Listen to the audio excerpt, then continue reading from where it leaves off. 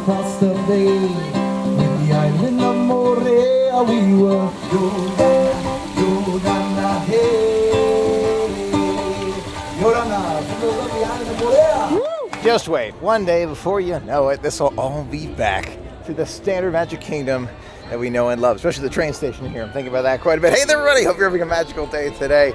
We are out and about today at the Magic Kingdom. It's hard to imagine. The 50th anniversary is going to be here incredibly quickly, and many of the decorations, remember earlier, have already been put up. Not 50th, 50th is on the castle, but more of the decorations for Halloween.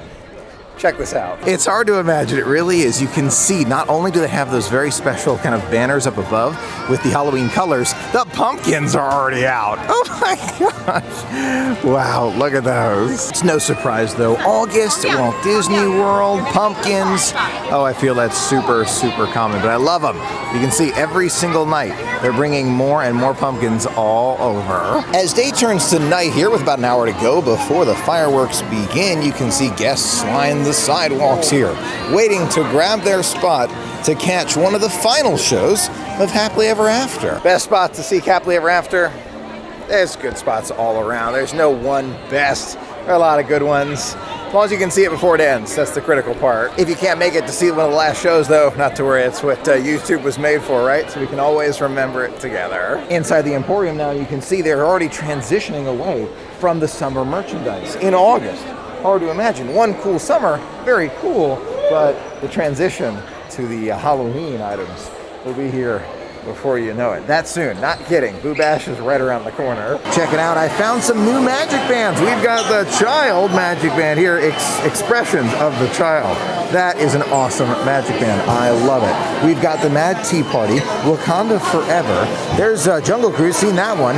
The First Avenger, what's this down here? Is that, ooh, it looks like Hall of Presidents, or, no, it's oh my gosh, it's Liberty Square. Love it. There's even pumpkins right up here. That's a lot of pumpkins for August, but just remember how close Boo Bash is. And we'll have you at your port of call in just a few minutes. Water pageant from the boat. You can see the stars and stripes going by, but the show is going to start in just a few minutes. We're seeing a little bit of it from the boat. I love it. Sun is not completely gone yet, but such a cool way to start the night. You know, at the Magic Kingdom and all the other parks around Walt Disney World, there's a new rule in place. You may have heard about it, you may not have, that's all right.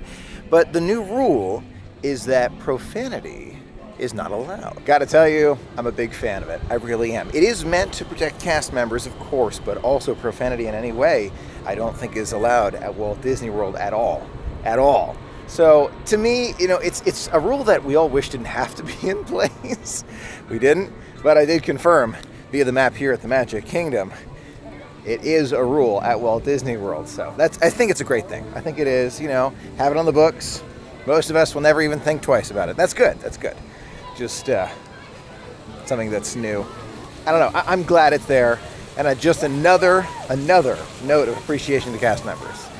Cast members do an amazing job and really make the magic. You know, I'm wearing my Coco masks today, and it's perfect for today because they're playing Coco here at the Polynesian. Do you remember years ago when a lot of us recommended the beach Polynesian for seeing the fireworks? I think a lot of people took the recommendation. It's always crowded. You know, in October, it's going to be 50 years since that show originally started here at Walt Disney World, right? Such a cool feeling.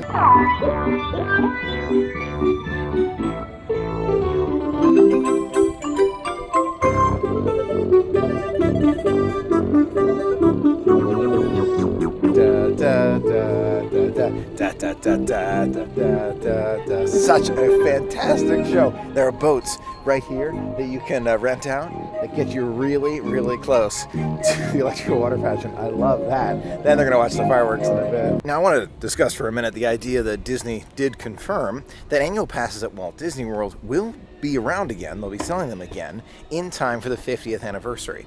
What does that mean? To me, anyway, it means the capacity, at least in Disney's mind right now, will be at a point where it currently is not. It'll be much, much bigger than where it is now. I don't know what it is now. We don't know what it is right now. But we do know that it's not at 100%. Could it be currently at 60? Could it currently be at 70? Maybe. Don't think it's much higher than that right now. But if Disney is unlocking or making available annual passes for the 50th anniversary, doesn't that mean that there'll be more available? Right now, we're not saying that it's going to be at 100%. That's not what we're talking about. But it's definitely going to be at a point where annual pass holders will have the opportunity to start booking really quick. I don't think Magic Kingdom on October 1. I think that day is going to be extremely difficult because they have the reservation system and it's complicated, right? But the rest of the month, it's going to start opening up fast. My guess is that from October 3rd onward, more or less, we'll start to see a lot more availability, especially for pass holders around the 50th anniversary. Now, since we're talking about it, I figure it's the perfect time today to talk about annual passes at Walt Disney World. You know and I know that they are returning at Walt Disney World before the 50th anniversary of the Magic Kingdom, and we're all super excited about it. Disney confirmed that, but they didn't say anything more than that, and it's left us with a lot of questions like, will the passes be the same? And what are the prices going to look like? Let's talk about whether or not the passes are going to change. For a while at Walt Disney World, we've had Platinum Plus, Platinum, Gold, Silver, Theme Park Select, Weekday Select, Epcot after 4 p.m. and others. It's great. We love having these annual passes.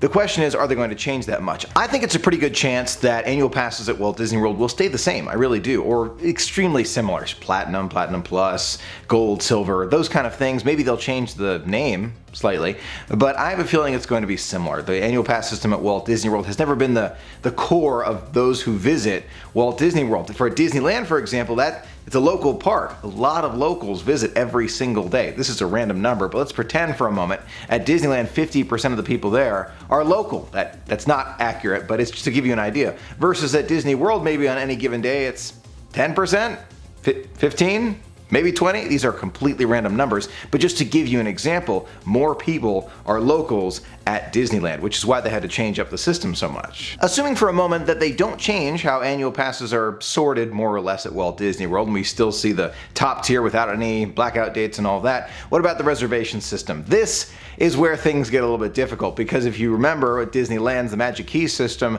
they're going to have blackout dates and reservations for annual pass holders, meaning that we could see something similar for us. Maybe here at Walt Disney World we'll see the reservation system stick around for a while like they have at Disneyland. Tough to know. It's a very different park, very different experience when you're here, but I think there's a chance that we're going to see reservations tied to annual passes like we see at Disneyland. Not necessarily the same number of days that you can go on any given day, but you never know. For example, maybe Platinum pass holders can book 5 days, and Gold and Silver can book 4 days, and all other passes can only book 3 days. It's just an idea, and I don't think it's very likely. The biggest change I think we can expect at Walt Disney World is to the Fast Pass, Photo Pass, and of course, price of annual passes. I think it's safe to say that Fast Passes are here to stay at Walt Disney World. Now, I'm not saying it's going to be called a Fast Pass. I'm not saying it's going to be included with your ticket price. Maybe the price of them will increase. Maybe it'll be a totally new system where you have to get a reservation for that Fast Pass at a certain amount of time. We have no idea. But Disney already has the lines in place and are building new attractions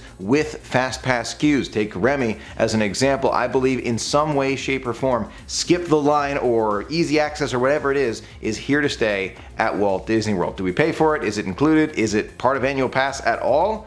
Only time will tell. In terms of the photo pass, and I'm including parking here, I don't think that's going to change too much. The reason why is because at Walt Disney World, again, less of a crowd issue than at Disneyland. Annual passes do not take up the same amount of space that they do at Disneyland. I'm truly hoping that photo pass is still included with annual pass holders, and I think it will. Parking may be a different story, however, because Disney's definitely looking at that as a possible way to increase revenue. And if they, let's pretend for a moment, annual pass holders at the Platinum level get parking included, in the past, Gold has also been included with that. Maybe Gold will be different. I don't know. I hope that it's not, because a lot of annual pass holders, especially in Florida, come from pretty far away and need their car. So tough to know if that's going to change, but I think it's possible that it will. Last but not least, of course, let's talk about price. Price is going to be a big change to the Walt Disney World annual pass holder system. Before we get into my predictions, let's talk about the past, and I'm just thinking about Platinum Plus for a moment at Walt Disney World. In February of 2017, $869 for that Platinum Pass. And then let's say October 2018, $994. March and June of 2019, $1,219. And then it continued. February 2020 was $1,295 for the highest tier pass at Walt Disney World. Now that's the last time they sold annual passes at Disney. So, how does that change things for the future of pricing of annual passes? If you consider the past and how there's some increases that are consistent, others just have gone up much faster. In recent years, they've gone up extremely quickly. I think it's easy to assume that price increases for all levels of annual passes will go up several hundreds of dollars. If you take the Platinum Pass for just a moment, which is the highest tier pass at Walt Disney World, I think seeing a price tag over $1,500 would not surprise anyone. It's currently close to $1,300, so it's another $200 increase. I would not be surprised at all, perhaps even more than that. For reference, the Walt Disney World Platinum Plus annual pass is not for sale anymore. You cannot purchase it even if you're renewing. That includes the water park. Will that return? Another good question. Disney has been changing their thoughts on water parks, but that's a good topic for another day. What do you think of the Disney World annual pass system? Do you think it's changing? Do you think it's going to be totally different? Or do you agree with some of my thoughts and theories? Remember, none of this is confirmed except the fact that annual passes will be sold again before the 50th anniversary. Let me know your thoughts in the comments below and what you'd like to see. Thanks so much for being a part of the magic with me today. Until next time, have a magical day.